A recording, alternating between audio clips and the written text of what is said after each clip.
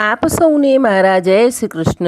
આ વિડીયોમાં વાત કરીશું અષાઢ વદ પ્રદોષ વ્રત વિશે। વર્ષ 2026માં અષાઢ વદ પ્રદોષ વ્રત તારીખ 10 ઓગસ્ટ 2026ને સોમવારના રોજ છે। સોમવારે આવતી પ્રદોષને સોમ પ્રદોષ વ્રત કહેવાય છે। પ્રદોષકાળની પૂજાનો સમય છે સાંજે 7:05 થી 9:14 સુધીનો।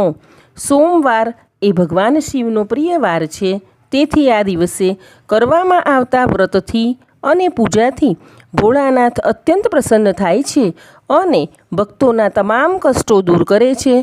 આ દિવસે સવારે અને સાંજે બંને ટાઈમ શિવ પરિવારની પૂજા કરવી જોઈએ।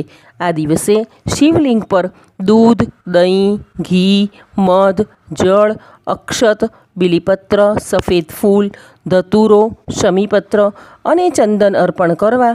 પૂજા દરમિયાન ઓમ નમઃ શિવાયનો મંત્ર જાપ કરવો અને વ્રતકથા સાંભળવી। આ વ્રત અટકેલા કાર્યો પૂરા કરવા, પરિવારની તકલીફો દૂર કરવા તથા બાળકોના સારા જીવન માટે કરવામાં આવે છે। ચેનલને લાઇક, શેર અને સબસ્ક્રાઈબ કરજો।